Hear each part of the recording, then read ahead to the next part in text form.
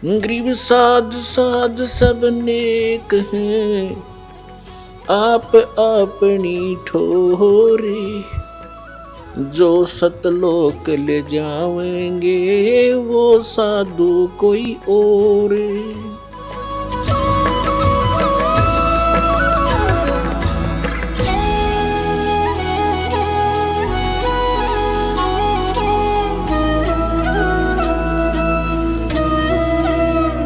श्रीमद् भगवत गीता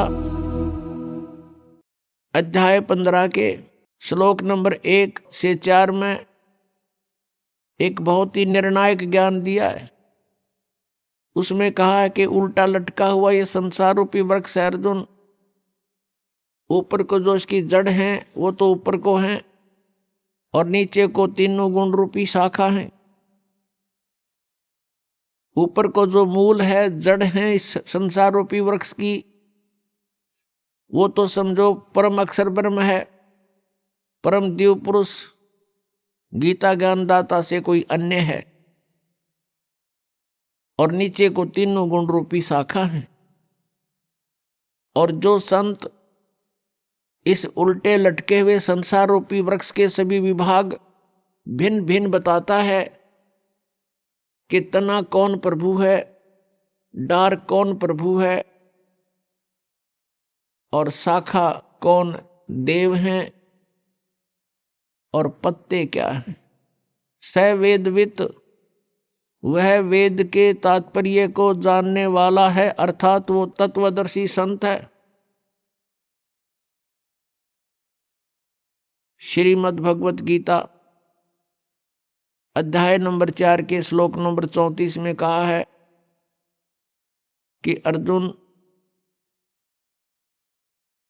श्रीमद् भगवत गीता अध्याय नंबर 4 के श्लोक नंबर 32 में जो जानकारी दी गई है कि धार्मिक अनुष्ठानों की जानकारी, यज्ञों की, यज्ञमीन धार्मिक अनुष्ठान की जानकारी, क्रियाओं की जानकारी विस्तार के साथ सच्चिदानंद घन ब्रह्म की वाणी में, ब्रह्म ने मुखे सच्चिदानंद घन ब्रह्म की वाणी में विस्तार के साथ कही है। और उनको जानने के पश्चात तो सर्वकर्म बंधन से मुक्त हो जाएगा। वो तत्व ज्ञान है। गीता जी अध्याय नंबर 4 के श्लोक नंबर 34 में कहा कि उस तत्व ज्ञान को तू तत्वदर्शी संतों के पास जाकर समझ। उनको दंडवत प्रणाम करने से, कपट छोड़कर उनसे विनय करने से वो तत्वदर्शी संत तुझे परमात्म तत्व का ज्ञान कराएंगे। तो यहां गीता जी अध्याय नंबर 15 के श्लोक नंबर 1 में तत्वदर्शी संत की पहचान बताई है कि ऊपर को जड़ वाला, नीचे को तीनों गुण रूपी शाखा वाला ये संसार रूपी वृक्ष है। जो संत इसके सभी विभाग बता देगा तो वो तत्वदर्शी संत है।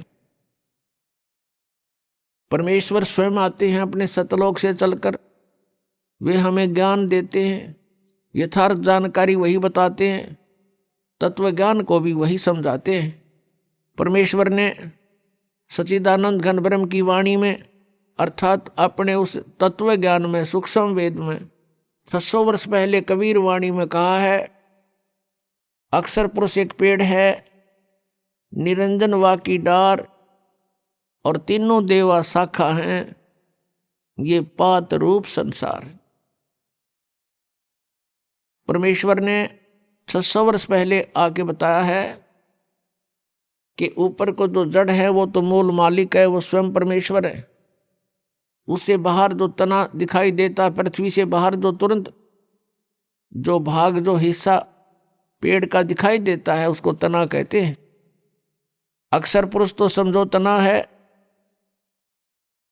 और उस तने के ऊपर एक मोटी डार होती है, उनमें से एक मोटी डार उसको सरपुरुष जानो, ज्योत निरंजन। और उस डार के फिर 3 शाखाएं हैं, रजगुण ब्रह्मा, सतगुण विष्णु, तमगुण शिव जी। और उन शाखाओं के आगे फिर पत्ते जो हैं वो संसार समझो। परमेश्वर ने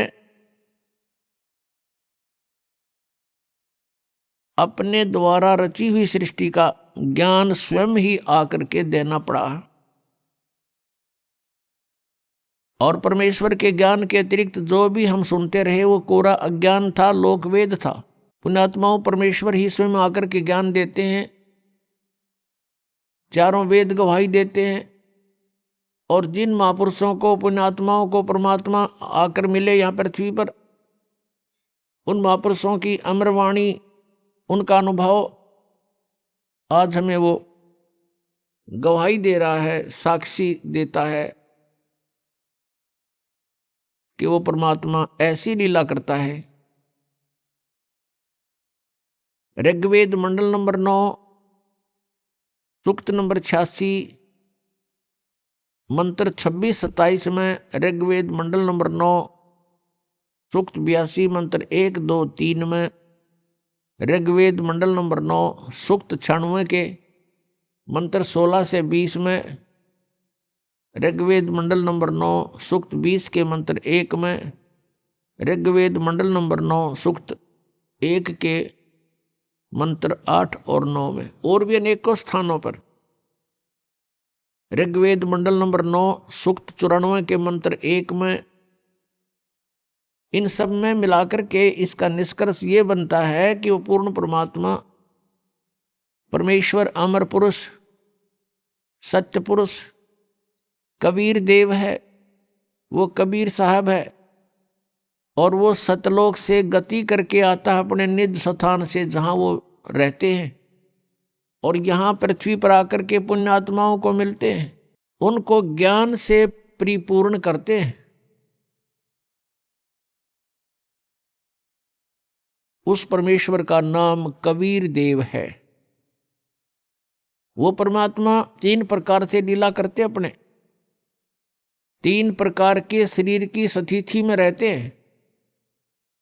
एक प्रकार का शरीर सतलोक के अंदर, एक तेजोमय शरीर है परमात्मा का, सतपुरुष का, सतलोक के अंदर। उसमें एक रोमकूप की इतनी शोभा है, करोड़ सूर्य मिला दे, करोड़ चंद्रमा मिला दे, उनकी रोशनी भी एक रोमकूप के प्रकाश के सामने फीकी रहे। वो परमात्मा वहां स्थायी रूप में रहते हैं। अन्य रूप बना करके वो परमात्मा प्रत्येक युग में एक लीला करते हैं, एक नवजात शिशु का रूप धारण करते हैं और किसी सरोवर, तालाब में या झील में आकर के कमल के फूल पर विराजमान होते हैं, बालक रूप बना के, एकांत स्थान, वन में, जंगल में। और ऐसे जल के ऊपर निवास करने के कारण उनको नारायण कहते हैं। जल के ऊपर प्रकट होने के कारण परमेश्वर को नारायण बोलते हैं। ये क्रियाएं परमात्मा सुनियोजित और पूर्व निर्धारित तरीके से करते हैं, और कोई संस्कारी हंस उनको वहां से उठा ले जाते हैं। फिर उस परमेश्वर की परवरिश की लीला कंवारी गायों से होती है। जब परमात्मा छोटी ही आयु के होते हैं, तभी से अपना उद्देश्य पूरा करने के लिए विद्वानों के साथ शास्त्रार्थ करना शुरू कर देते हैं, उनसे प्रश्नोत्तरी करते हैं आध्यात्मिक मार्ग की, और बड़े बड़े विद्वानों के छक्के छुड़ा देते हैं। ज्ञान के अंदर उनको परास्त कर देते हैं। और तीसरी स्थिति है परमात्मा के शरीर की कि वे कहीं पर भी कभी भी प्रकट हो जाते हैं, एक साधु वेश बनाकर, किसी संत का वेश बनाकर, ऋषि महर्षि या किसी ब्राह्मण गुरु पीर का रूप बना करके वो कहीं भी प्रकट हो करके अपनी अच्छी आत्माओं को ज्ञान सुनाते हैं, उनको अपने से परिचित कराते हैं। पुण्यात्माओं, ये पवित्र वेद परमात्मा की महिमा का ऐसे गुणगान करते हैं।